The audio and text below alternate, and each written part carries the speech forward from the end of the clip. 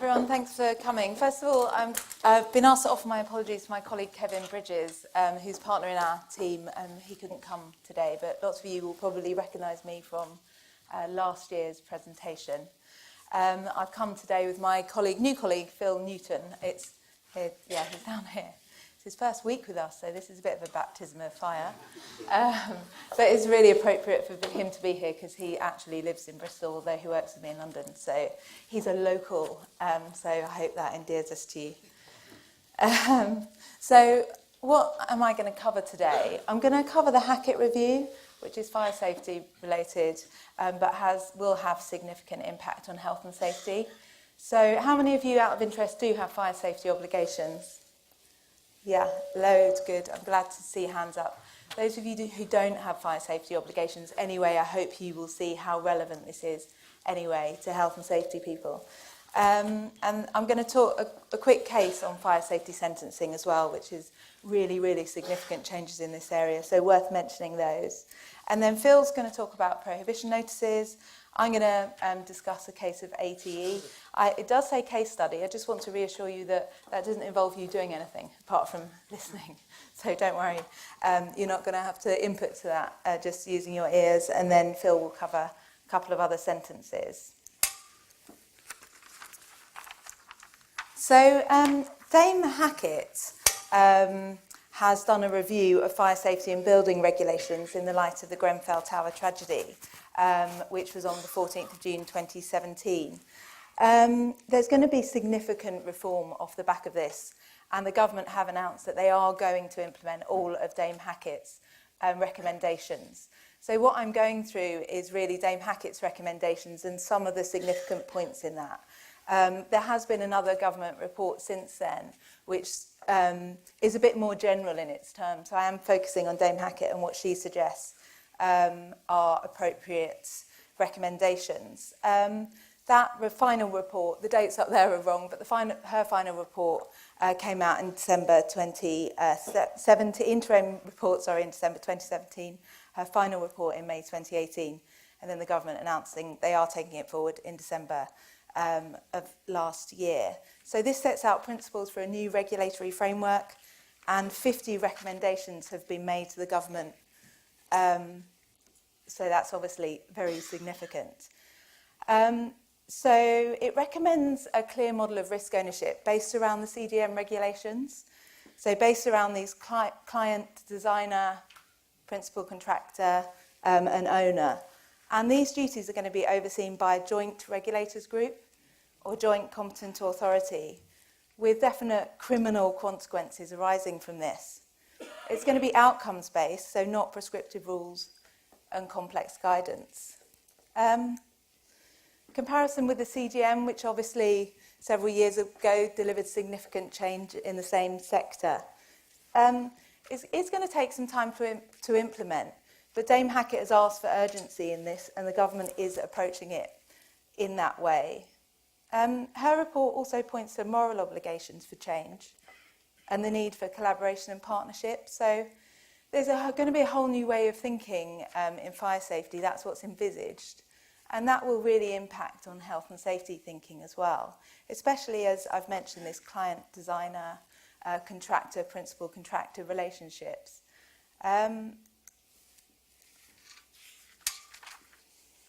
So what will be established? A new regulatory framework based in the first instance on multiple occupancy high-risk residential buildings. However, the industry really wants this definition to be expanded. So it's likely to apply to a broader range of buildings such as universities, care homes, universities.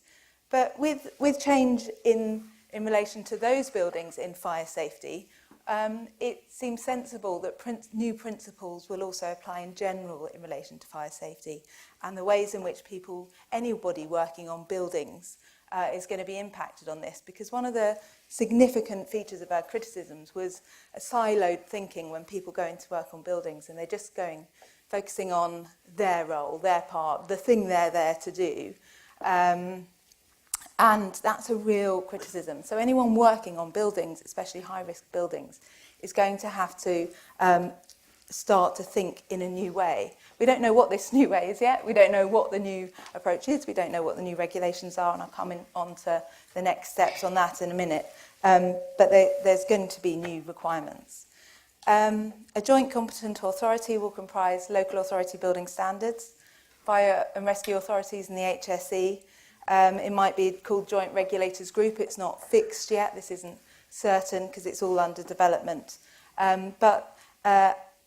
So it's a combination of existing regulatory authorities working together. And there's also going to be a mandatory incident reporting mechanism, very much similar to RIDDOR, that's going to apply to fire safety on the relevant buildings.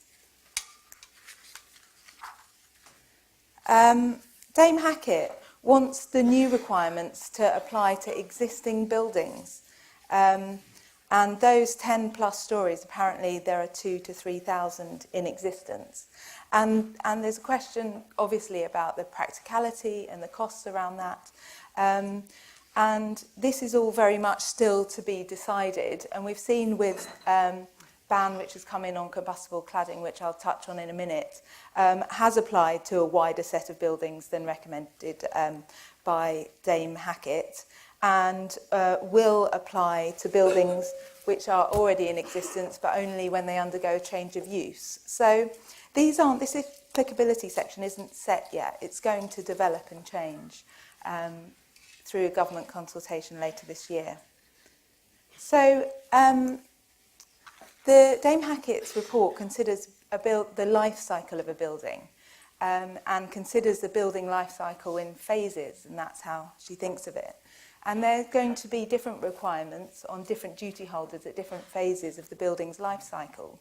And during the whole life cycle of a building, and that's right from procurement until through occupation, the whole life of the building, there's envisaged to be duty holders through that whole period, and also something which she refers to as a golden thread of information.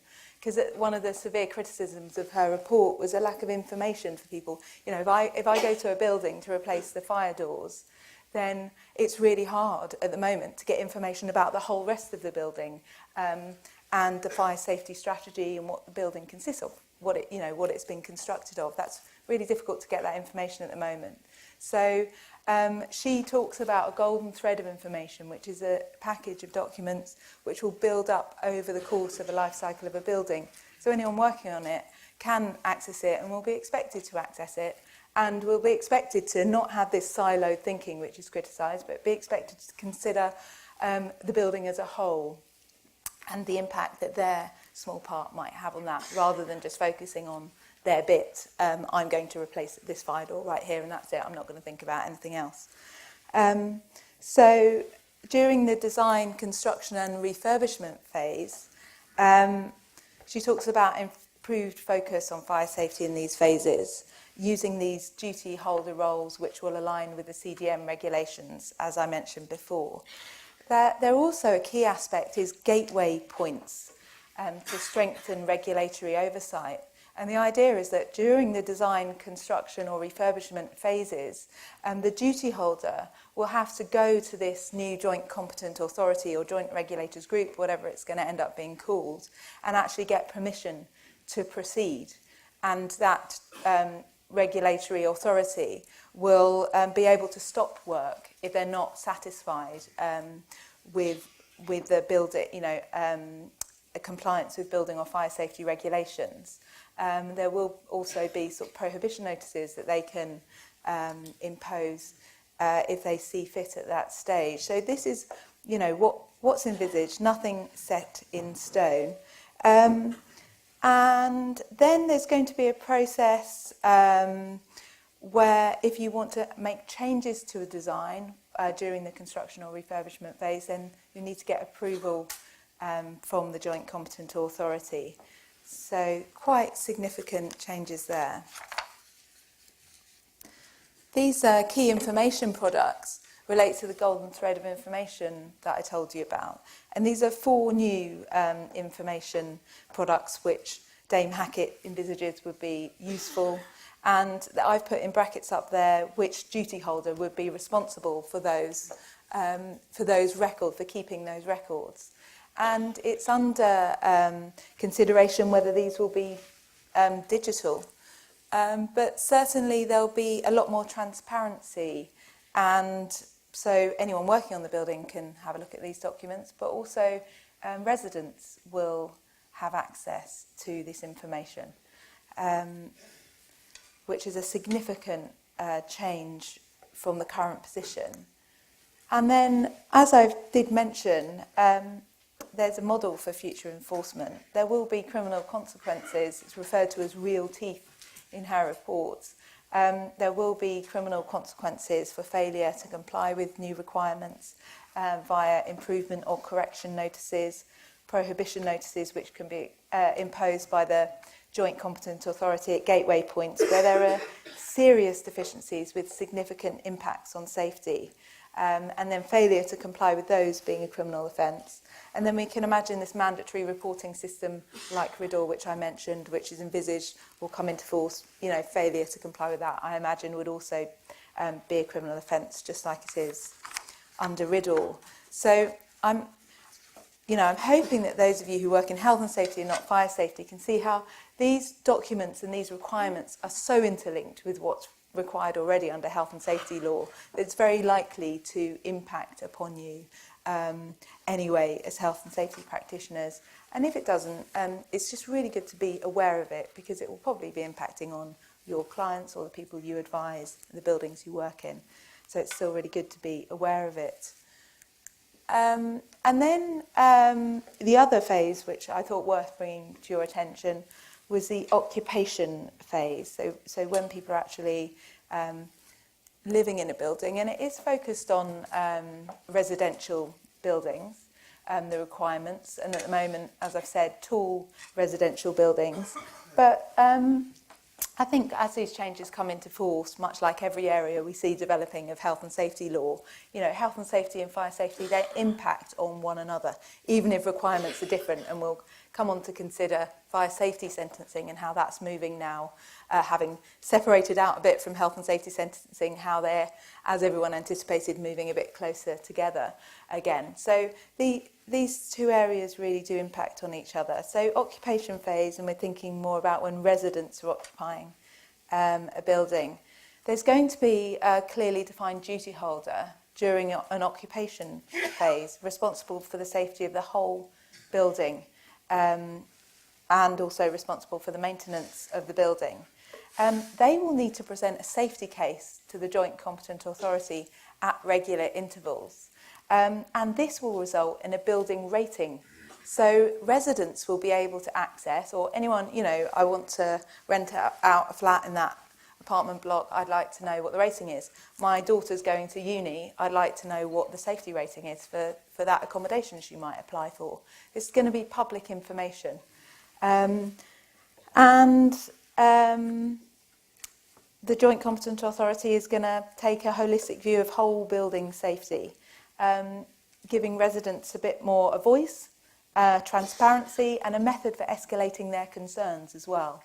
So if residents are worried about certain aspects of their building, then there will be a formal mechanism for them to raise this with a regulator. This is a very significant development. It's proposed by Dame Hackett that there are at least annual fire risk assessments to be shared with residents and also notified to the fire authority. And also that duty holder will be responsible for maintaining this golden thread of information, so that, if a refurbishment happens or if there's just some maintenance to a particular part of the building, that's recorded and anyone else working on the building and the residents know about that. There's also a real focus on improving competence of people working on buildings, and I'll come on to that a little bit in a minute. So residents will have more rights, as I've just explained, but they will also have responsibilities. They are integral to ensuring building safety, and the duty holder will be required to have a strategy for engaging residents.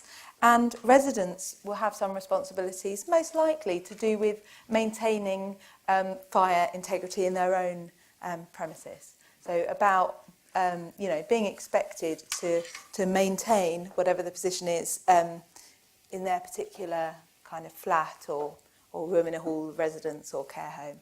So more responsibilities for residents as well.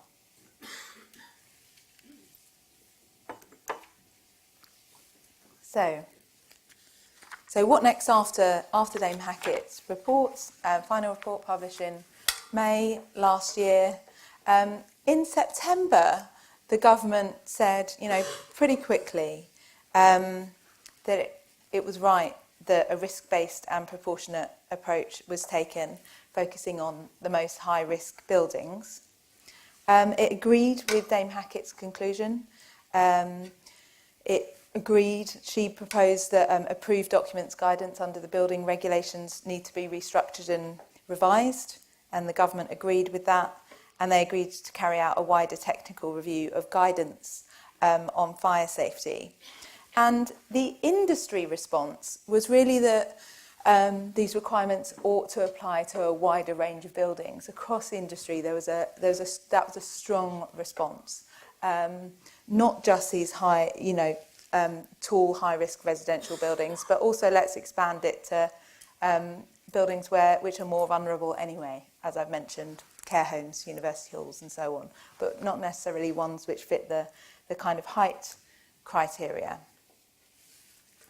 Then in December, the regulations were laid before Parliament, these new regulations were laid before Parliament in November last year, and these limit the use of materials used on external walls of tall buildings, that's 18 metres and over.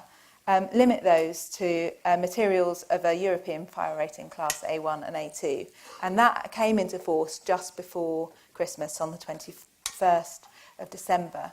So you can see how these issues are moving quite quickly. Dame Hackett's report didn't actually recommend a ban on combustible materials being used in buildings, and industry really criticised that. So you can see how she's made recommendations which have been accepted by government, but they also are listening to industry, and industry is saying, we think they should apply to a broader range of buildings, and industry said, we think combustible materials should be banned, and that has happened. It applies to new buildings, but like I mentioned before, these particular requirements will apply to existing buildings if they have a change of use. So we can see how it's not going to be the precise word of Dame Hackett's suggestions which are taken on board. There's going to be a development, they're going to evolve from what she's suggesting, and they're probably going to be a broader application. So we really need to sort of keep our eyes and ears out for what exactly the changes are going to be. The government also gave local authorities the power and financial support to remove and replace unsafe cladding on private buildings. There's a bit of a lack of clarity over what this really means, because the local authority anyway had the power to do that if the buildings didn't meet regulations. So it's not exactly clear how it's intended that is enforced. And then Building a Safer Future is the name of the report published by the government in December, which announced that they do plan to implement Dame Hackett's recommendation. And also a technical review of building regulations, approved document B, has been announced. So a call for evidence has been commenced, and that's running until March. So that's like a consultation by the government running until March this year, and it's running now. Government has said they're committed to bringing legislative change as soon as possible. And they're going to trial this new regulatory framework with the Joint Competent Authority. They're going to trial it through the Joint Regulators Group. So if anyone happens to hear of that trial happening in their area and happens to become involved in that, then please do feel free to contact us and let us know how that goes and what that consists of, because we'd be really interested to hear about that. So a definite, firm indication from the government, we are taking forward these recommendations. We are doing it as soon as possible. And with this ban on combustible cladding having come in already, this year, really, I think that there will be some really significant changes. Just touching on competence, because that is a key theme of the report. Industry is leading the proposals to the government about competence, the competency of people working in fire safety, and in particular on residential buildings. And the government has asked for it to be industry-led. And really, when the government does that, they're saying to industry bodies, right, you better get your act together, otherwise we are going to legislate about this. That's kind of how the government operates in these things. And so industry do need to get together and work out what competency proposals should be. And if they don't seem to cut the mustard, then there will be legislation in this area. So let's keep an eye on how that develops and see how that happens, because that could be really interesting. But government has said, industry are leading this, and this is how the report reads. Industry are leading this, but this is what it needs to look like, right? So, right, guys, do this, otherwise this is how we're going to legislate about it. They say it needs to be robust. It needs to bring coherence to competence of all those working on buildings. So that's quite broad. It needs to drive the necessary culture change, and it needs to provide assurance in the new regulatory system. So this is all quite general, it's all quite broad, but something really significant and robust needs to be produced by industry groups who are getting together to respond to this, to avoid legislation about competence. Whilst there is ongoing call for evidence with regards to approved document B in the technical review, there's a government consultation will start in the spring in relation to lots of Dame Hackett's suggestions. And so anyone can feed into these public consultations. Often might see a request from a body that you might be a member of, like, for example, IOSH. I don't know if they ever feed back to those, but I know I'm a member of the Health and Safety Lawyers Association. What an exciting group. And we do often feed back to these consultations. But any member of the public can feed back to these. So if you've got a view on it, then here's your sort of moment to have your say. It's just advertised on the gov.uk website, usually an online form you can just fill out or phone up for a hard copy form. But the consultation in the spring will consider these aspects, which I've listed up here. I'm not going to read them all out, but all the topics which I've mentioned to you, the sort of golden thread and whether that should be digital, the safety case regime, which is where the process whereby duty holders while buildings occupied have to make their safety case to the Joint Competent Authority and get a rating, what the enforcement and sanctions regime will be, and proposals for the duty holder responsibility. So those kind of things are what they are going to be consulting on in the spring. So do keep an eye out for that. And obviously after that consultation, there'll be a period of decision making by the government, and then we'll find out, right, well, what's going to happen next. So fire safety sentencing, just to touch on that quickly, because there has been significant change in this area too. There's been a Court of Appeal case last year called R and But, and really the facts of this case aren't the relevant thing. It was in a bed and breakfast premises, failure to have effective firefighting equipment, fire detectors and alarms. There was a fine of £250,000. That was appealed to the Court of Appeal and reduced to £150,000. That's the basic facts, but they're not the important thing for fire safety. At the Court of Appeal, and as you'll be aware, health and safety sentencing guidelines don't apply to fire safety offences. And we've been saying for ages, well, how is this going to develop in future? And then obviously tragic incidents such as the Grenfell Tower fire have made everyone think, well, hang on a sec, surely it needs to be a bit more stringent, the sentencing regime in fire safety. And in this case of R and But, they did actually follow the health and safety sentencing guidelines for the first time in sentencing this case. And that was significant, but it was because in December last year, there were some new sentencing guidelines published, And this is true, even though it's a total mouthful. It's a sentencing guidelines for cases where there are no sentencing guidelines.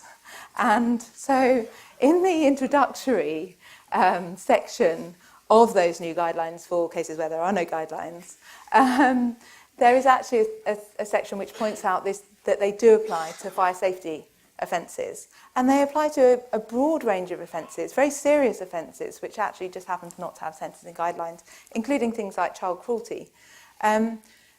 But what those guidelines, for where there are no guidelines, say is that if there are analogous guidelines, then they must be applied.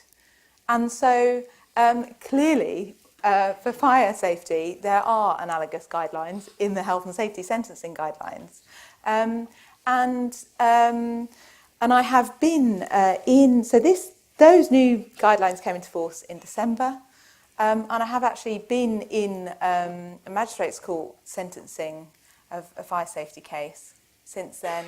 And they did follow the health and safety sentencing guidelines as a stringent guide. So not in exactly the same way as in health and safety cases, but they did go through the whole process that we're all really familiar with, to do with assessment of culpability and harm and size of a business that you do in health and safety cases in accordance with the health and safety sentencing guidelines, and use that as a firm guide. So that will be the approach going forward. So that's another one to really keep our eye on. So I'm going to hand over to Phil now to touch on prohibition notices, and then unfortunately for you, I will be back to talk about another Court of Appeal case.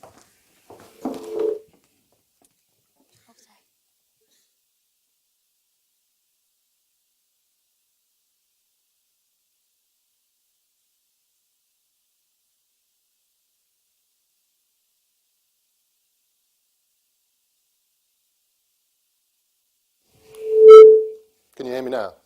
Excellent.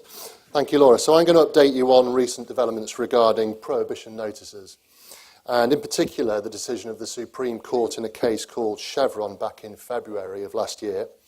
This is an important case because it's the first time that the Supreme Court has considered the test to be applied by an employment tribunal who hear the appeals of these prohibition notices. For prohibition notices, also read enforcement notices. That includes improvement notices. You'll all be familiar with those. Just a few background facts to start with. Following an inspection of one of Chevron's offshore oil installations in the North Sea, the HSE took the view that the stairways and the gantry up to the helipad had been weakened by corrosion, and therefore it was unsafe. And there was obviously a risk of serious personal injury. Having discussed matters with the HSE that day, it was agreed that Chevron would start remedial work, which they did. But despite this, the HSE served a prohibition notice on Chevron, identifying this serious risk of personal injury. And Chevron were therefore ordered to stop using the stairways immediately, hence the prohibition notice. The issue here is that the only way a notice can be cancelled is by appealing it, and Chevron appealed the prohibition notice on the basis that they did not consider the stairways and gantry to be unsafe. I think if we just look at some of the facts here, as I say there, some of the metalwork was removed for testing by Chevron, and those tests confirmed that the metalwork was not in fact unsafe and complied with British standards. Of course, they couldn't prove that at the time, and hence that's why the HSE inspector, in his opinion, served the prohibition notice.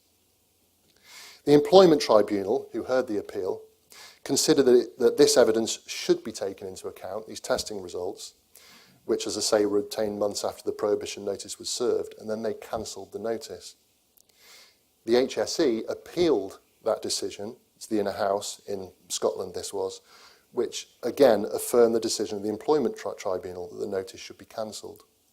The problem here is that there was conflicting case law, because in England there had been a case which held that the only evidence which was available or could reasonably have been available to the HSE inspector could be taken into account when deciding an appeal.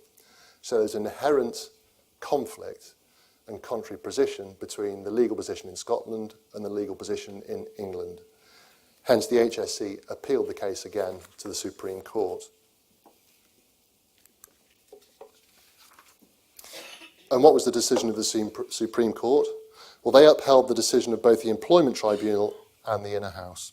And they held that the later evidence can be taken into account when determining an enforcement notice appeal. And I just refer here to the comments made by the leading judge in this case. She said that when the inspector serves the notice, Section 22 makes clear that what matters is that it is the opinion that the activities in question involve a risk of serious personal injury. And if he is of that opinion, the notice comes into existence. However, and this is the key point, when it comes to an appeal, the focus shifts. And the appeal is not against the inspector's opinion, but against the notice itself. So what do we think are going to be the sort of practical implications or effects of this decision? I think what's going to happen here is there'll potentially be a larger number of appeals made by organisations in order to preserve their position. Because I think what you're going to be wanting to do is to see whether there is evidence currently in existence that would support an appeal. But what we have to be mindful of is that we're working within the 21-day deadline in order to lodge an appeal. So that can only really work with existing evidence. What happened in Chevron is they got their own experts and could only lodge it months after the appeal. But just be mindful of that 21-day period. And then we're now going to move on to health and safety sentencing. You're going to pick back up, aren't you, Laura? That's right. Excellent.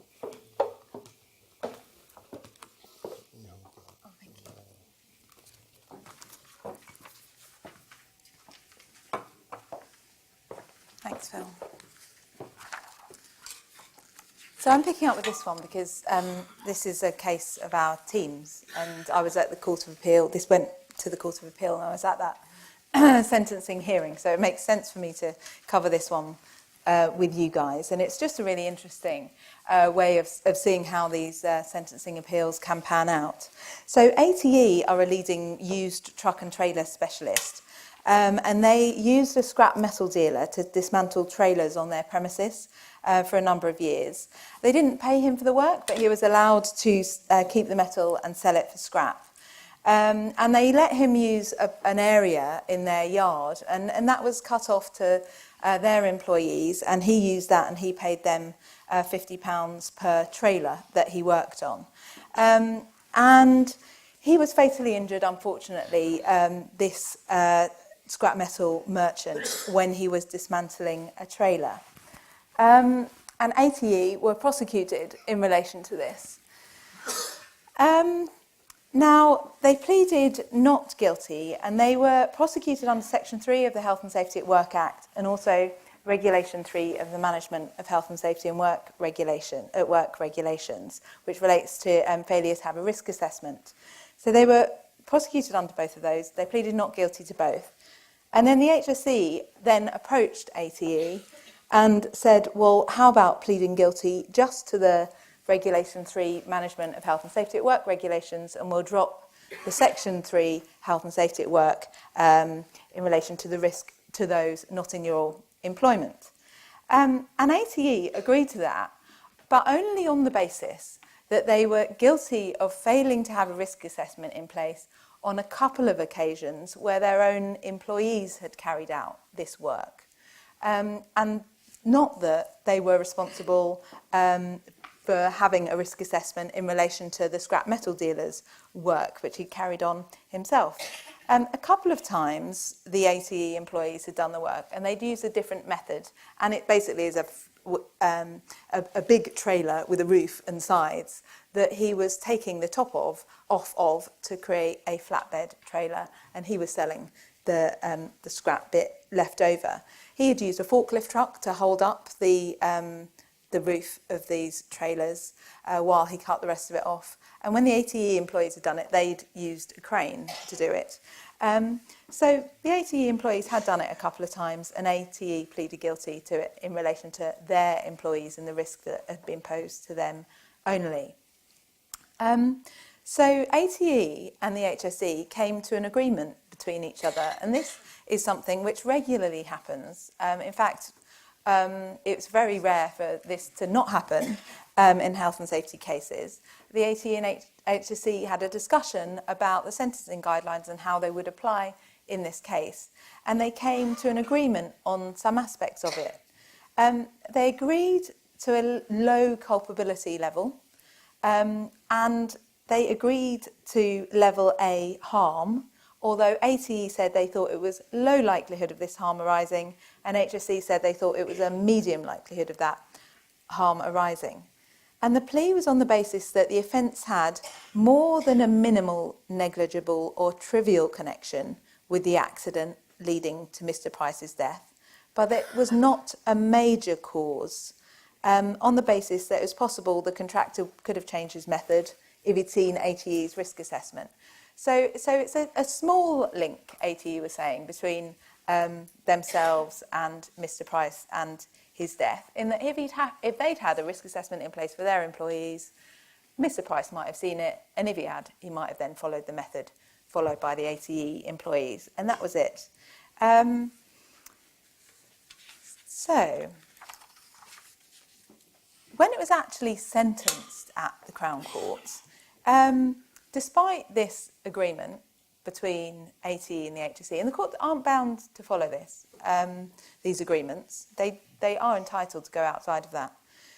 But the judge at the Crown Court, rather than low culpability, which they both agreed on, found high culpability. The judge said that ATE had failed to put in place measures which were recognised standards in the industry, and that they'd allowed the breach to subsist over a long period of time. The Crown Court judge agreed level A harm, but found a high likelihood of that happening, whereas the HSE had said it was a medium likelihood of happening, and ATE had said it was a low likelihood of happening. And the turnover of ATE meant that it was just in the range for a turnover range for a medium company under the sentencing guidelines. They got full credit for their guilty plea. So the Crown Court judge's starting point was £625,000 fine, increased to £750 for the actual harm, so the death, but also for harm risked to other people, members of the public and ATE employees, and then reduced it for plea and mitigation, and this churned out a £475,000 fine. And not surprisingly, we appealed this to the Court of Appeal. And the grounds for our appeal was that the fine was manifestly excessive, and the judge had made factual errors. The judge had said that ATE had completed the task many times, and that just wasn't correct on the facts. The judge has imposed a broader time range on the offence, which wasn't the one which ATE had been prosecuted for. There were no industry standards for this work, and the Crown Court judge had said that ATE had failed to follow industry standards.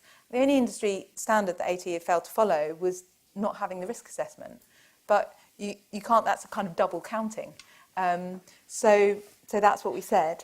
And the ATE employees and the public were separated out from this scrap metal dealer's work. It was in a separate area. Other people didn't have access to that, albeit not that stringently cornered off, but it wasn't a place of public access. And we said the judge departed from the agreed basis of plea without justification. We accept that he's entitled to do that, but he wasn't justified on this occasion, was what we said. And we also said the low culpability level was correct. And we also said there was a low likelihood of the harm happening because this operation had been going on for many years without any incident at all. So the prosecution position, and this was quite a strange scenario because the prosecution also, the judge had also departed and sentenced more stringently than the prosecution had suggested that they should do. So this was quite a weird position for the prosecutor to be in, largely agreeing with what we said to the Court of Appeal, which was good for ATE. They said it was low culpability because it wasn't an operation habitually undertaken. ATE did otherwise have good, safe systems of work, and ATE genuinely but mistakenly thought they had no responsibility for Mr Price, the scrap metal dealer, and how he did their work. And also there had been no prior incidents. They said that there was a medium likelihood of the risk of harm, whereas we had said low. And they said that because the work undertaken was inherently dangerous, with a hidden lurking danger undertaken without a risk assessment, and that was their reasoning for saying a medium likelihood of harm. And they also said that there needed to be an uplift considered because a death had resulted. And they referred to a case of Whirlpool, which Phil is going to discuss in a minute. And that case was referred to at this point. It was open to the court to go up a category range in the sentencing guidelines because a death had resulted from the incident. So then the Court of Appeal judgment. They confirmed that the court wasn't bound to the agreement between ATE and the HSE. But they emphasised that it's important that parties do try to come to agreements between each other. It saves a lot of time for the court. And it's in the interest of justice, really, that companies can do a bit of negotiation with the HSE in order to come to a sensible conclusion and get matters resolved as quickly as possible. The Court of Appeal was a bit concerned because they felt the plea to the offence just on the basis of the risk to the ATE employees was a bit artificial and constructed, and they're not necessarily wrong in that, but that was what was proposed to us by the HSE. They agreed that culpability was low. They said that they should only consider ATE's own method of doing the work and not the method of the contractor, because that's not what ATE were taking responsibility for. The Court of Appeal agreed there was no industry standard which should have been applied. The Court of Appeal agreed that the Crown Court judge has imposed a wider timescale for this offence than the prosecution had actually prosecuted for. And the judge wasn't satisfied in the high culpability finding. They agreed with the prosecution that there was a medium likelihood of harm and said that an accident-free period didn't mean that the likelihood of harm was low.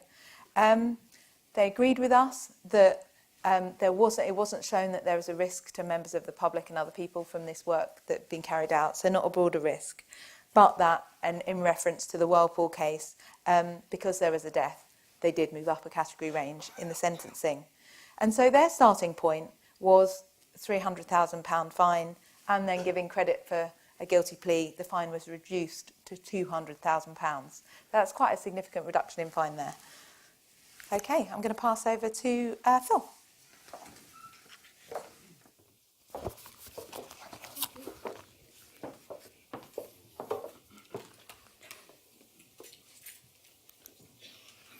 Okay, I'll just quickly address this case, which is really significant because not only was it a huge reduction in the fine on appeal, about 85% from 900,000 to 135,000, but it's also a good case to show how it's really important to get the arguments right on culpability and harm at the outset.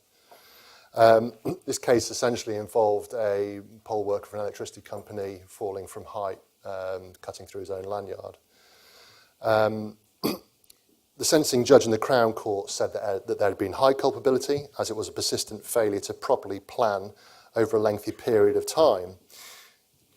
The Court of Appeal just didn't agree on the facts, and therefore they moved the fine to between low and medium culpability, giving the new starting point of between £35,000 for low culpability and £300,000. So you can see how already, just on a starting point before any mitigation, we've drastically reduced that starting point on fine.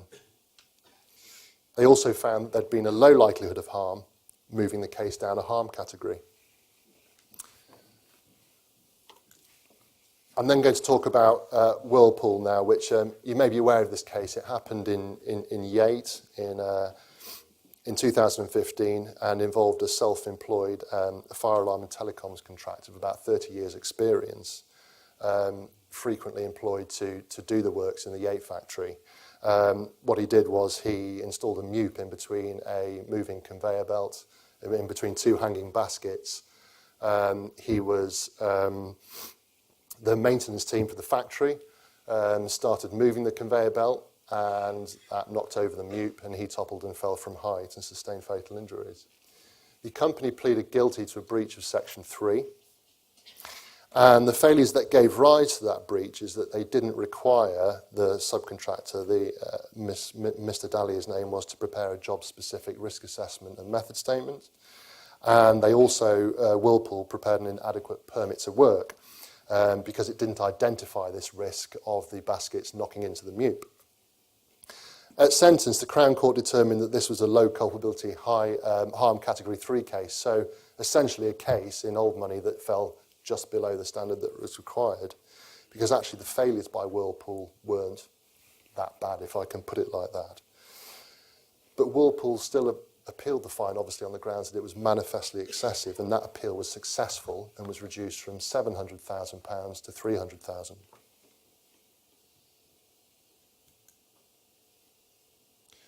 And that slide just exemplifies what I've said. And finally, Whirlpool is a significant case because it dealt with some really interesting issues on the appeal. Notably, the first was about the impact of a death on the approach to sentencing, the fact of a death. And here the Court of Appeal held that the fact of a death would justify a move not only into the next sentencing category, but to the top of that next sentencing category. So death is a really important factor on sentencing. The second interesting sort of issue on this appeal was around identification and treatment of what a very large organisation is. Under the sentencing guidelines, most organisations with a turnover that very greatly exceeds, and those words are important, £50 million will be treated as a very large organisation. But the guideline has flexibility within it to meet individual circumstances and suggests that it may, not will, move out of those sentencing ranges, depending on what's proportionate to the case. The court has actively discouraged taking an arithmetical approach to sentencing. So what we really need to be aware of here is, or you need to be aware of, is what the turnover of your organisations are and where that sits in relation to that £50 million bracket. Whirlpool, on this occasion, had a turnover of 700 million. So on the language of the guideline alone, that's obviously a very large organisation. But I suggest that organisations that have a turnover in excess of 50 million, up to, I don't know, say 200, again, I'm being arithmetical when I was told I shouldn't be, but you just need to be cognizant of what your turnover is and the arguments you make on that point. And I think that brings us to an end, is it, Laura? Thank you very much. I'll now hand over to Richard.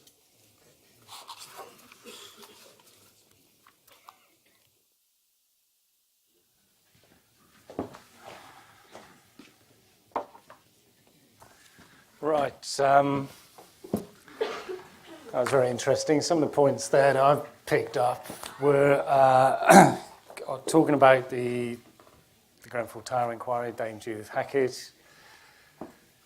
It was a fantastic piece of information there. Their slides made me sort of look at my slides again this morning and rewrite them. They're very good slides. But, you think about what happened before. You talked about the golden thread, and you're talking about the health and safety file in the CDM, so you've got that. You're also talking about what goes wrong in major catastrophes, and you're talking about the safety case regime coming in there, and that made me think about years ago, when I was in major hazards in the HSE, the Piper Alpha disaster, and remember then the inquiry into that, taking away the health and safety investigation and inspection away from Department of Energy and putting it into the HSE at that time and bringing in safety cases. So all these things, sort of patterns are sort of evolving, and that's going to be a bit of a theme through my talk, as I've just decided, and this morning. So that'll be very, very useful, so thank you for that. There's a lot of familiar faces here and some new ones, which is good. But I'm in a different entity. Now I'm with Temple Bright as of last week. So it's all been a bit sort of rushed and things like that. So I haven't got cars and things like that. But it struck me there. I was looking at it. Bright there, orange. I think they're a bit behind times there. The future's bright. The future's orange there. It seems that way, but it's That's the colours. I'm sure I'll go back and suggest that to them. So that's me. So I've got my details up there. I'm not here to advertise, but a few people have come up to me and say, where have you been? I've been trying to get in touch with you and things like that. But Ashford's, quite understandably, were very reluctant for me to advertise my move until I actually went. So here I am, and that's where I am. What I wanted to do there is say thank you to Ashford's, because Jack's here, my ex-colleague, soon to be an associate. You'll have to be now because I've just announced it and it's being recorded. They can't get back on it. And obviously I was with Ashford's till quite recently, so a lot of input into these slides came from Ashford's and Jack and his colleague, Becca, neither of which that you can see Jack's not there, obviously, and that's not Becca either. But anyway, so here we are. Just put that up there. I've even got Ashford still on my old slide there. So that was, it's all a bit of a rush as well. But I wanted to put that up there just because some of the themes that are coming out, are going to come out of the talk, kind of the fact that I was in the HSE a long time ago, looking at that slide by the look of it. So, but in the Major Hazards Division, and some of the themes I want to talk about come out of that. So just wanted to, the people who don't know that, and there must be quite a few here, that's where I'll be coming from when I talk about these things. Right, I've got an agenda. This is one of the things I learned from Laura. I'm going to have an agenda, so which is new for me. So we're going to talk about gross negligent manslaughter because that's one of the changes that's happened in the last year, and this is an update after all. And then I'm going to talk about what's changed in the health and safety landscape. A sort of broad brush there. And then a very brief guide on how to avoid prosecution, fines and custody, which is the golden sort of question there. But that came from a request from Building Safety Group, BSG, who asked me to give a talk at their awards night to their clients. So it's not health and safety professionals like you, but it was the people perhaps you work with, the directors and people like that who were there receiving their awards. So made me think about it, and I've come up with a sort of stating the bleeding obvious guide to how to avoid prosecution, fines and custody. We may get something out of it. And then if I get time, but I always run out of time, we'll do a bit of horizon scanning at the end. So on to gross negligent manslaughter. I'm going to talk about sentencing guidelines. That's what's new. Gross negligent manslaughter hasn't really changed at all. It's just the sentencing guidelines. It's the same with the sentencing guidelines for health and safety and food and things like that, which we've just been hearing about. Nothing has changed in the actual law, but it's the way that they are being sentenced. So let's remind ourselves what individual gross negligent manslaughter is. It's not corporate manslaughter. If you remember at the time when corporate manslaughter came out, people were saying, this is fantastic, more people are going to jail and all the rest of it, without realising that you can't send companies to jail. So corporate manslaughter was different. It was just fines for organisations. This is where people do go to jail because it's individual gross negligence and individual people can go to jail. But it's been around a long time. As you can see, one of the leading cases there, the Bateman case, 1925. So still valid law, still good law, but it's been around a long time. So defendants show such a disregard for life and the safety of others that it amounts to a crime against the state and conduct deserving punishment. Again, when corporate manslaughter came out, remember people saying this is going to be different, a game changer, because all these organisations are going to have this label of manslaughter and all that on them, but it didn't happen. It's a very high threshold, and that's the threshold we're looking at. We're looking at Bateman in 1925. The threshold was set quite high there. Adamarco is another leading case, which is often talked about. I've talked about it a few times here. And basically, that's the anaesthetist. The conduct of the defendant was so bad in all circumstances so as to amount, in their judgment, to a criminal act or omission. So you've got to have this breach. You've got to have a breach of duty, breach of duty of care, but this breach has got to be gross. And gross means these sort of things, really, really, really bad. Actually, Bateman was a doctor, Adamarco was an anaesthetist, and last year, and I mentioned it briefly last year, but again, we didn't have much time, Honey Rose case, optometrist.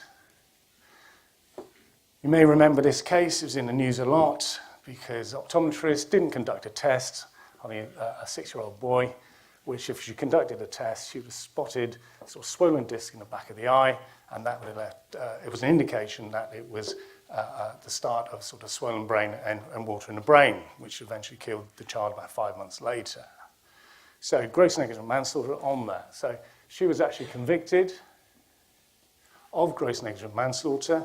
If you think about Adamarco, you know, falling so far below what you'd expect, that is criminal. That's what they decided. And she went to the Court of Appeal. But the Court of Appeal said, and it's very, very important, this, because this comes into health and safety quite a bit, at the moment of breach of the duty in which the prosecution rely, that person ought reasonably, there objectively, to have foreseen an obvious and serious risk of death. So what does that mean? It means, yes, there was a breach. The breach was she did not conduct that test. And you could say, because she didn't conduct that test, the thing was spotted and the child died. So everybody should conduct that test. It's a standard test. You should have it done. She didn't do it. First instance, convicted. But the Court of Appeal says, no, the judge, I did amuse myself in the ATE case by guessing the judge in that case. But the judge, and I'm not going to say it because this is being filmed, but, and I might be up against him. It is him. Anyway.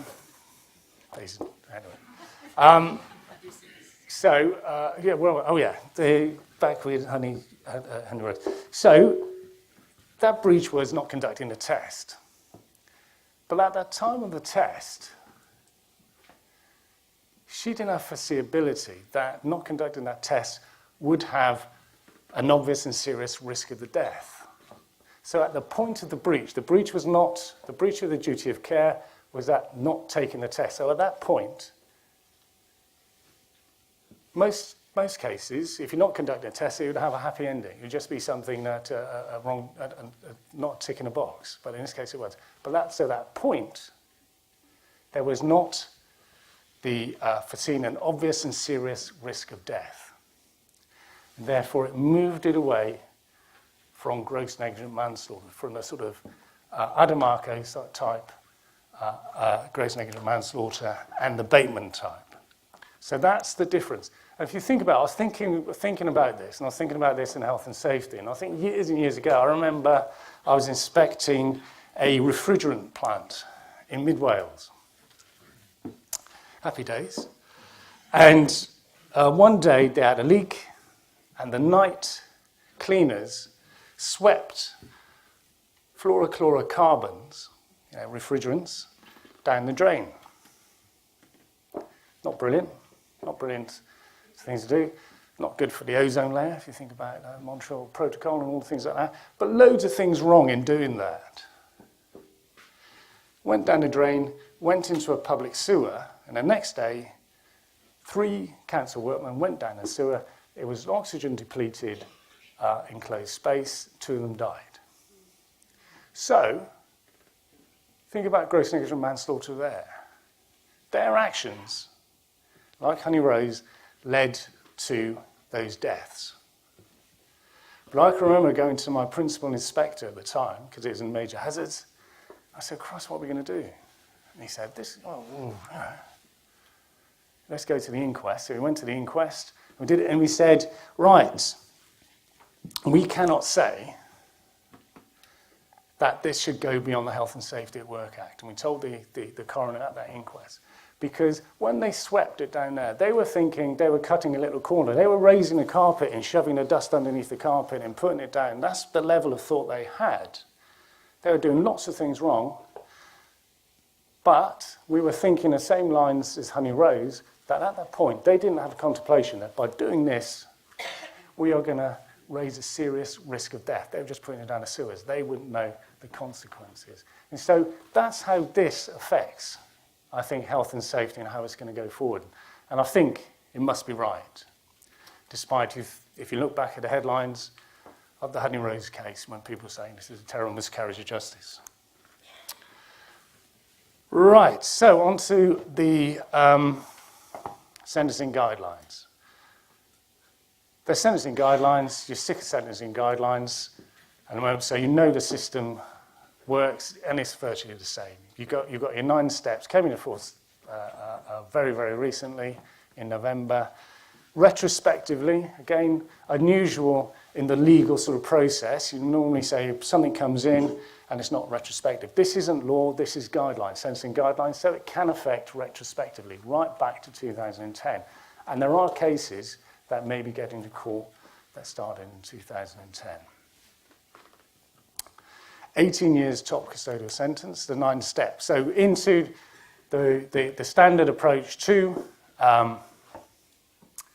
sentencing, we have our, A, B, C, D, our factors, high culpability, factors very high, medium, and low. It's not a great slide, so I can see your eyes squinting and zooming and things like that. The slides will be available to you, but anyway, the guidelines are available if you just go on the Sentencing Guidelines website. But there's some interesting things there. I'm kind of looking at the B is the important sort of section, because A says severe types of B, and C says not quite B but not quite C, and then sort of D says even less sort of B. So B is the serious one there, and it's things like negligent conduct was in the context of other serious criminality. Negligent conduct was motivated by financial gain. So again, you might think about that, profit before safety, those sort of things that comes to mind. The offender was in a leading role if acting with others in the offending. You think about the T-Bay incident and things like that. Gang, the leader of those work gang sort of being involved, etc. on that. The last one there, I used to raise a titter, but concealment, destruction, defilement or dismemberment of the body where not separately charged. But it's not such a titter now after, what's going on in the sort of Turkish embassy, the Saudi embassy in Turkey. So all these things sort of come back and haunt you when you say these things. So anyway, so we've got that process.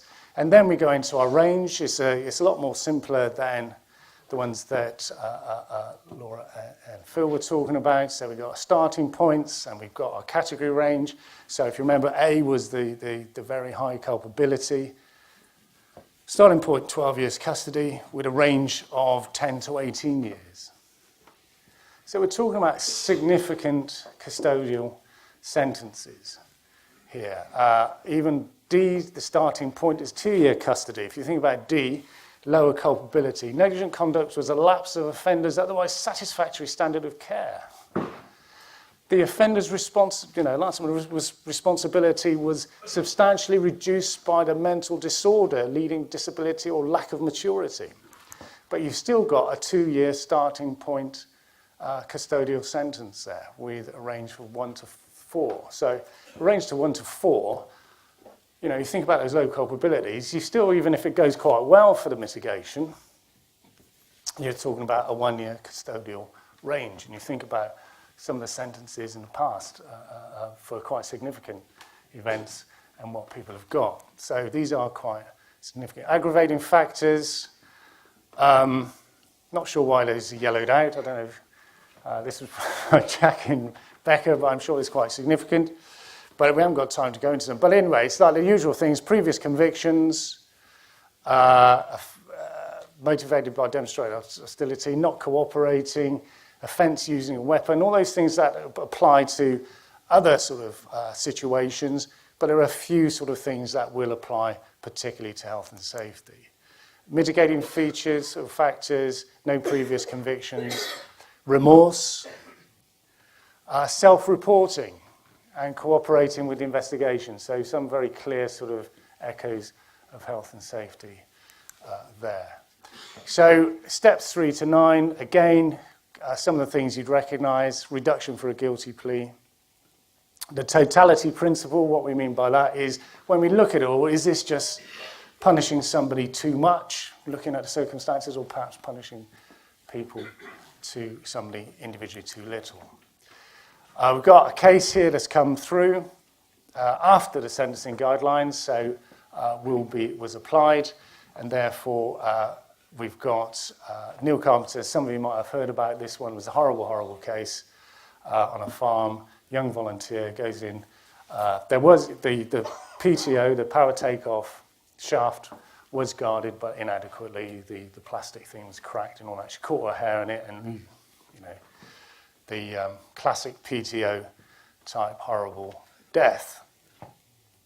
He denied the manslaughter charges, so he denied it, so he wouldn't have had the third off. He wouldn't have had the discount on sentence, and he got 4.5 years. So we'll have to work our way backwards. So I don't know all the facts of this one, but work our way backwards and say he got 4.5 years. So he must have been at starting point C, which, if you remember, the one before was B, but not so B-ish, but not quite D-ish. So that's what he had there. So there you are. It's a precise thing, these sentencing guidelines, as you've heard from Laura and Phil. Key points, top range, and all the rest of it. Okay, so that's the sort of update on that. This is on the sort of more woolly sort of side of my talk, which join in if you fancy. What has changed in the health and safety landscape? Obviously, just been talking about one, gross negligent manslaughter, that idea of quantifying culpability and change that quantification into a sentence. This was my big moment in health and safety in 1994. Yes, I'm that old. It was in the major hazards. So when I was sent up before, I was in the major hazards division in the HSE. Texaco blew up July the 24th in 1994. I remember very well. I remember where I was. I remember the call coming through from my boss. You know, Richard, it's all gone wrong. You better get there. And that was it. So off I went from Cardiff to West Wales. And turned up, went through the cordon, 15-mile cordon, diameter around the site, with police, helicopters, and all the rest of it, with my little HSE warrant, getting through there. And in I went, and that was one of the pictures there. I was looking at that. I like the sort of hand of the flames coming out there, you know, coming out to grab me. And I was looking at that, and that hand of that flame hand coming at me. I was well protected, don't worry. I had my high visibility plastic vest on. It was only a vest, it wasn't even a jacket. And I was crunching through all the broken bits and pieces in the glass, walking towards this, and they said, "Oh, the HSE's here. Yeah, this way, go that way." And everybody else seemed to be in spacesuits. And I was walking out, and they said, you know, and I said, I knew, because I was the inspector for that site, I was the one who assessed their safety reports. Their safety reports, which are similar to safety cases, but safety reports. So I knew the site very well, and I knew behind that vessel, which is a catalyzed cracking unit, for those in the know, and behind that was another vessel with 35 tons, actually, wasn't it? 50 tons of anhydrous hydrofluoric acid. And if that went, we wouldn't have worried about the 15-mile cordon going off there. We'd have probably worried about Swansea. So it's very serious. So I sort of realised my position, got back to the perimeter very quickly. And then things went on from there, an investigation, and then eventually we got to this situation, £48 million to rebuild. So this is 1994 prices. So I'm trying to compare what was going on then and what's going on now. So £48 million to repair, £1 million losses per week with a prohibition notice. You've heard about prohibition notices. And an oil company as well, like Chevron. Chevron actually bought, was the parent company of Texaco. So, but we put a prohibition notice while we were investigating on one of the vessels, and it was £1 million a week. This was in 1994. It was costing them. Significant reduction in the national refining capacity. 10% of the national GDP was lost on that site while that vessel was down. So not only was it costing them £1 million a week, it was costing the country. So there was a lot of pressure on the HSE at the time. we had a prosecution, Health and Safety Work Act, Swansea Crown Court, very grateful, we saved them, but it was £200,000 fine. Nobody was killed because it was a Sunday. Health and safety historians amongst you will think back to Flixborough, which was the start of the major hazard legal regime. 28 people were killed on an explosion. This was the biggest explosion in peacetime, in peacetime in this country. So bigger than Flixborough and all the rest of it, but it was a Sunday. And all the workers were in the control room, because there's a skeleton staff, and the control room is blast-proof.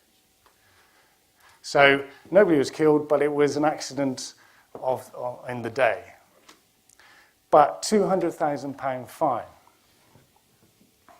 Sort of small change. Even in 1994, I can remember the chief exec of Texaco UK sort of going around and, he could hardly keep a smile off his face.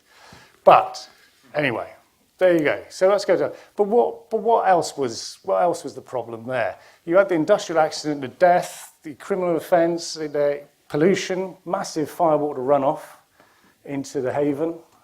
Beautiful place, Pembrokeshire. A lot of stuff going on there environmentally. Lots of community, personal impact. A lot of people, although there was nobody killed, a lot of people didn't go back to work after that because of the shock of what might have been. The oil company had to buy the next door village. The villagers didn't want to live there anymore. Except one, there's always one in there, we'll never move out. There's one person, and so to this day, it's a dormitory for the oil company, except for this one family who still live there. And all the rest of it, media coverage, reputational damage, all those things, much bigger in some ways than that £200,000 fine. So, those are things. I want to put that back in, so we can put that back in our heads and just see what's happening now at the moment between then and now. HSE statistics, recent set of HSE statistics that came out just before Christmas. Well, they've been added to just before Christmas, came out a little while ago.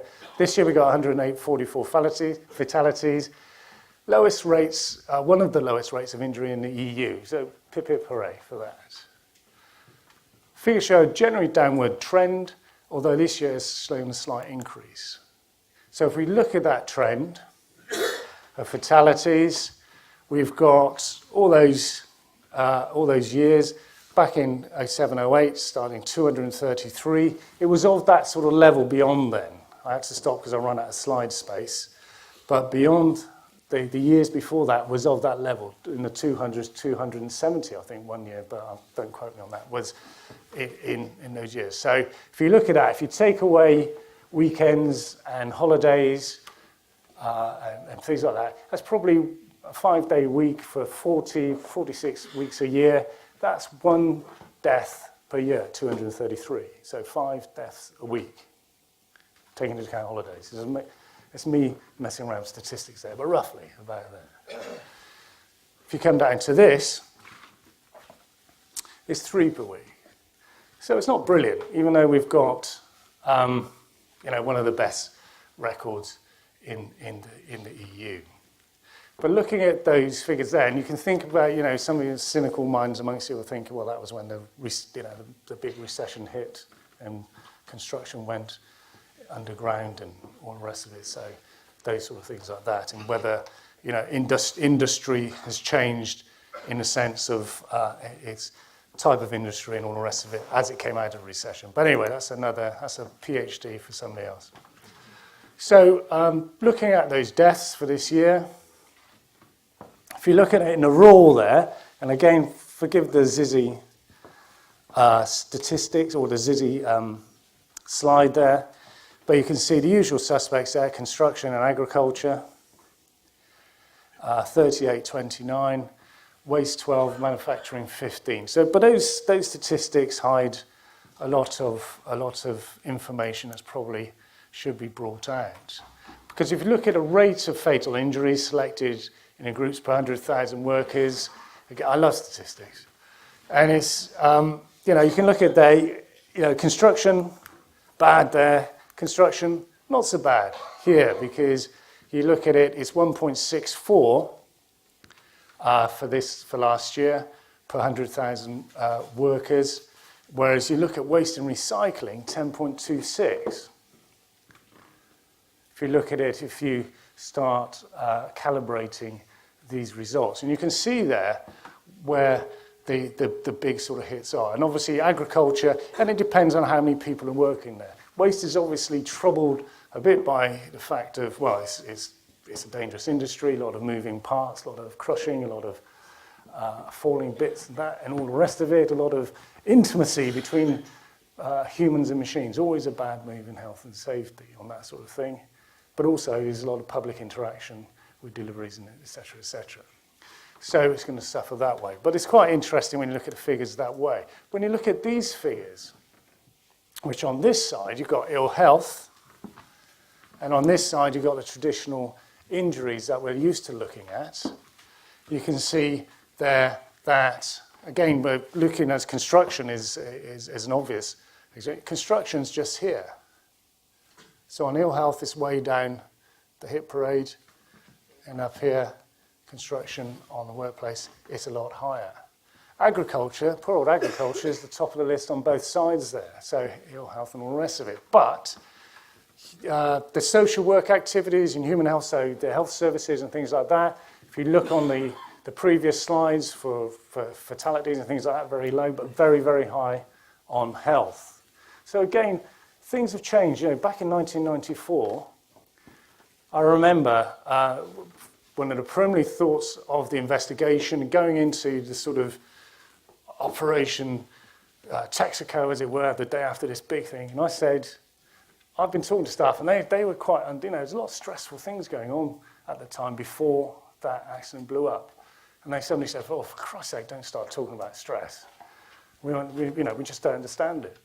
So that's in 1904, but these sort of things change now, and the way you look at health and safety has changed, and the way that the health and safety look at health and safety has changed. Well, they say it is. They've changed, but it is very, very difficult to look at ill health as opposed to traditional injuries. So priorities, basically a slide there, but keep an eye on the time. 1.4 million people were suffering from work-related illness. So back to health, 1.4 million, as opposed to 144 people killed. Obviously, every one of those is a tragedy, but we've got to think about the bigger picture there. 2,595 mesothelioma deaths due to past asbestos exposures. That was it. So these figures are absolutely massive. And this is the way the things are changing, and I suppose you as the professionals, you see it a lot more than us as lawyers, the emphases and what you can do about it. And things. But maybe you have your own minds or your own thoughts about the way that the government and their representatives, the HSE, are going away and achieving what we want to do with regard to health. Because it's great talking about it, but it's a lot more difficult to do something about it. Death sector analysis, another thing there, falls from height, struck by a moving vehicle, etc., etc. We'll give you some further ideas. So all these sort of things about how things are changing since in the last 20, 30 years. Significant rise in directors. We've talked about this a number of times in the last couple of years. The fact that people are being looked at personally a lot more than they used to. Started off with the talk with individual gross negligent manslaughter. This slide was here last year, but we talked about it. Was it 3 times as many people prosecuted individually, or directors were prosecuted individually a year or two ago in 2016 than there were. So that's changed. Looking at people individually as opposed to looking at organisational failure. Perhaps it's an evolutionary thing. If you start off thinking that there's no such thing as an accident, that any accident is a systemic failure, then you must look at the organisation. But it seems to be that there's an evolution moving away from that, saying, well, actually, individuals influence that organisation, and if we can pinpoint those individuals, perhaps we should be looking at them. So that's changed. And I just remember saying last year, It's the first time I was talking to a director just the day before court, and in a magistrate's court as well, and couldn't give an absolute cast iron guarantee that he'd go out the same door that he went into. So these things have changed on there. Sentencing, just to sort of catch the tail of Laura and Phil's talk there. The lift shaft. These are two cases I was involved in, showing things have developed in the last couple of years. The lift shaft fall with fatality, and that came to court just after the sentencing guidelines came in, which is a bit of a pig, because it happened six years before, so we found it terribly unfair that we'd had to wait all that time for the HSE to get their prosecution act together, and then we got hit by the sentencing guidelines. £600,000 fine. Very large organisation. In the terms that Phil's talking about, very large. And therefore, in some ways, come out at the end of that with a £600,000 fine, looking at the sentencing guidelines, look at what could have been, was a bit of relief. This, a few months ago, this last year, non-fatal accident, client of ours, again, bigger than the other company, so very, very big organisation, turnover 800 million. Went for a fragile roof, terrible accident. Obviously, nobody should fall for a fragile roof. It's a very simplistic, easy thing to rectify. A lot of things around it. As a contractor, as I say, you're only as good as your worst contractor. Good organisation. But, the contractors involved, but it went through the fragile roof, so obviously it shouldn't happen. Landed on a member of the public, which was good for the person falling, not so good for the member of the public. But they're both still with us, so, it's on that. But a non-fatal injury, the judge started off and looking at all the things that Phil was talking about going up and all the rest of it, and taking this into account, and a fatality and all that. Started at 2.3 million, a non-fatal injury. Got it down by a lot of hard work and sweat and toil in court, and got it down to £900,000. But a non-fatal accident. You think of back to that Texaco explosion that had the capacity to kill tens of, it had the capacity to wipe out a whole part of a country, let alone what was going on that site, and it's a £200,000 fine. And so things have changed as they are. Right, on to a very brief guide. Let's how to avoid all that nonsense. Step 1, don't have an accident. Again, back to stating the bleeding obvious, but, you talk to senior directors, large companies, and it is an important thing to say. Because something with compensation being paid for mainly by insurers on the civil side and things like that, people think sometimes that maybe you can afford to have an accident. And you can't. You cannot have an accident. If you avoid having that accident in the first place, so if you put the money and effort on avoiding that, you avoid the rest. So, although it's a very trite thing to say, it's a very, very important thing to say. Because it has a ramification. If you go into it, you say, if you don't have the accident in the first place, so what can we do to avoid having the accident? We talk about training, we talk about systems. Okay, so let's get over that first point. Have a good system.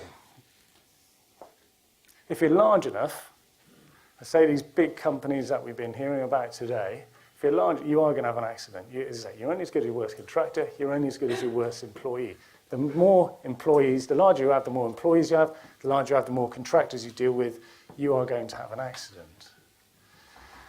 So, remember, we're saying how to avoid not only, a prosecution fine. So, have a good system. Again, very, very trite. So you have a good system, and you're the experts in systems, so I've not got any slides on systems, because that's over to you. You're the health and safety professionals. And you know what a good system looks like, you know what a bad system looks like. So you've got to make sure that you put in. So you have your good system. Know your duties. We'll do a bit about that. We'll have a little revision class on that in a minute. And fulfill your duties. So it's great knowing your duties, but if you don't do anything about it, you're really in trouble, because we're back to that foreseeability again when we're talking about individual gross negligent manslaughter. If you know your duties and you do nothing about it, you're on your way to court, basically, because you've already set yourself up with foreseeability. Make sure everybody else, fulfill your duties, make sure everybody else knows it. And I think this ties in with some things that Laura was saying, in particular earlier, this CDM model, that she's talking about Dame Judith Hackett and things like that. All that's about naming roles in a situation and assigning those roles with duties. And if you conduct your duties properly, you make sure everybody else knows it then, because they'll think, well, blimey, if something goes wrong, they're doing everything right, so it's going to fall on us. So we've got to, it's a sort of positive thing now. You're sort of almost shaming people into doing what they should be doing because it'll have consequences. So, don't have an accident, straightforward. Have a good system, over to you. Know your duties. So you know your duties, Section 2 of the Health and Safety at Work Act. You know it. But this conversation, as I say, this, if you remember, it must seem like days ago now, but at the start of my talk, when I was saying that this talk was for employers. It wasn't for health and safety professionals. It was the directors and things who were coming to an awards evening to see who was going to win sort of health and safety company year, et cetera, et cetera. So that's what, this was for them, but this was to talk about it. So this might be the conversation you'll have with your directors. So you'll know all your duties, Section 2 and Section 3, but do they know their duties? So a quick sort of revision class, Section 2, perhaps use a couple of the cases there. Section 3, a case there. Associated Octal is the other good case to use because it's good for contractors. So I got it there. So you see, I did these slides this morning, I've forgotten already. And Section 37.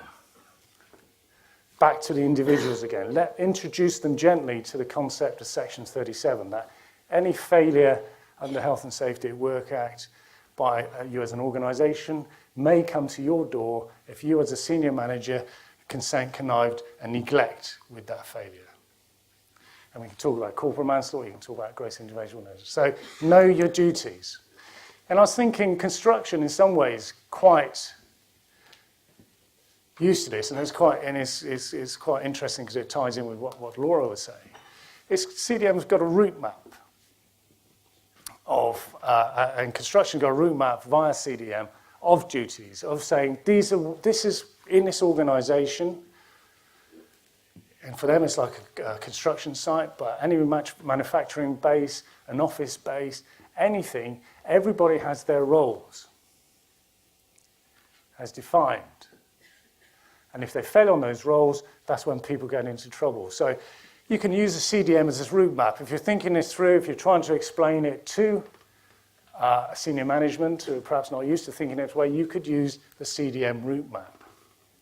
And as I say, to key in again with that, Judith Hackett, ex-HSE, ex-Director General of the HSE, got the history of the Cullen report behind it and all the Piper Alpha and things like that. She went in and she did a classic thing, which is to say, there's chaos here. How are we going to bring chaos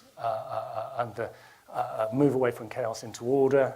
And therefore, what happened in 1994 was construction sites, chaos. How are we going to bring it into order? We're bringing CDM. She's thought exactly the same way. She had a model ready for it, and she brought it in, bringing a very clear model of risk ownership with clear responsibilities for health designer and contractor and owner, blah, blah, blah. Just to finish on this little section, and before we go into the future, Section 7. So we're talking about people knowing their duties. And before I go on to this point, remember, if you know your duties, and particularly if you're in a multi-contractual situation, which could be construction, railways, or whatever, multi-contractual, you tell everybody that you know your duties. You tell them you're fulfilling your duties and this is what you're going to do. And therefore, by implication, that things fall out of your area, sphere of influence, and your sphere of duties, or other people's duties, and you're expecting them to fulfill them. So it's a sort of promulgation there of a health and safety culture. But also you're telling them that, and this is not a particularly pleasant way of doing it, but we're safe. If something goes wrong, we're safe because we're doing it. If it goes wrong, it's going to be clear and obvious that it's going to be the people outside your sphere of influence who are going to be at fault and will have to reap the consequences. And this is quite a useful example of that. Section 7, obviously employees' duties, employees to look after their own health and safety and the health and safety of those people around them who are affected by their acts or omissions. We've got this case here, the HSE against Murray. Scaffolder photograph working 18 metres in the air, sort of echoes of what Laura's saying. 18 metres is obviously the magic number in height.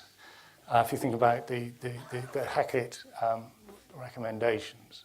Working 18 minutes in the air. I don't think it's quite working in the air, but there you are. You can see him there. It's virtual. There he is in all his glory. And wearing an unattached harness. So he's got the kit. He's also got his high visibility vest, which is obviously very important in these things. And saved me. It saved me, and it's obviously going to save him. And he's wearing an unattached harness. He got 100 hours of community service. They went for him individually, 20 weeks suspended sentence. So he had a custodial sentence that was suspended.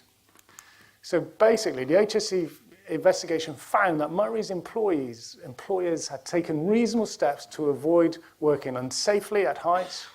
Strange way of saying it, but anyway. Murray was well trained and experienced, had the correct equipment available to him to work safely. So that's the perfect example of how to avoid an accident, prosecution, and fines. They did everything they could. They fulfilled their responsibility. The employers of Mr. Murray fulfilled my little trite sequence of sentences there to the letter. They achieved that. They actually moved. This sort of thing, HSE would have seen that and would have gone for the organisation. I thought their first thoughts of the HSE inspector who saw that would have been it's an organisational fault. But that organisation achieved the nirvana of health and safety. They did that, and they achieved, obviously, all what was read. Sorry? Probably had training the day before. Probably had training the day before. There you go. There you go. So anyway, so back to this thing, back to how to avoid it in the first place. You defend early. When we're saying defend early, and you've heard me say this before if you have come to these talks, what I mean by defend early is not in court. I mean straight away back to that good system, not having the accident in the first place. That's your best defence, not having the accident. If you are going to have the accident, the other things follow through afterwards. Okay, horizon scanning. I mean, we could finish now, or we could... Do you want to finish now? I'll just quickly do this. It's not going to take long. There you are. MPs recommend extending fees for intervention to local authority inspectors. So how to sort of ruin the morale of another enforcement organisation. Here we come. So there you are, enforcement activity. So here we go again. Enough said on fees for intervention. Legal privilege, this was something that I think you went into last year. So an update on Laura's talk last year, which is about legal privilege. Quite interesting in a way, because last year we're in a situation where a judge said that when an organisation investigates a possible wrongdoing, and this was in the fraudulent circumstances, that those investigation papers, the notes that were taken during the investigation, are not legally privileged, despite the fact it was taken by lawyers. That's been changed now. That decision's gone back to where it was before. Things like that now have legal privilege, with a few sort of riders on it. So it sort of fits into my sort of view of the world, that you investigate something properly, because if you had it the other way, people would probably be disincentivized to investigate things properly, to write things down, to get things sorted out, because they thought they'd be handing it over to the regulatory authority before they were ready. So it's gone back to legal privilege. So if you've got, but you do need to make a decision at a very early stage that we are doing this for the primary purpose of investigating a situation which will end up in litigation, which will end up in prosecution. This part, or this work we're doing, is the investigation to work out whether we're going to be prosecuted, and if we are going to be prosecuted, what we're going to do about it. If you're doing it because you've got a system going that every accident is being investigated and things like that, it'd be hard to keep that separate. It'd be hard to keep your normal processes for accident investigation away from disclosure. So you have to, that's the big difference. It's still there. Now it will be regarded as legal privilege, but you do have to set up those systems. So you do have to set up the systems and say, from now on, we're worried about prosecution, and therefore we are going to make sure that all these documents, etc., will be legally privileged. So we're back to where we were before the case last year, which Laura talked about. Technology, robots will become uncaged, mobile, dexterous, close to workers, collaborative, and increasingly intelligent, bringing automation, privacy, etc. So this is from the Health and Safety Agency in Bilbao, came up with this, and they're going to start thinking about how guidance and how legal frameworks within Europe, whether we're in Europe or not, but let's not go there. But was it, they said this morning that the government have now put out that health and safety will be protected, so in the hope that people still will vote for the meaningful deal next week. But anyway, that's Brexit done and dusted. So if we're still going to be influenced by the European Union Health and Safety Agency in Bilbao, we're going to have things about robots. Now, I don't know, robots, back to the old days. I remember the first sort of robots in Ford in Bridgend in South Wales, and people just getting squidged by robots just the same as they've been getting squidged by any other machine. So it's all BS 5704, that British standard, all the same sort of things. But it's risk assessments, but with robots.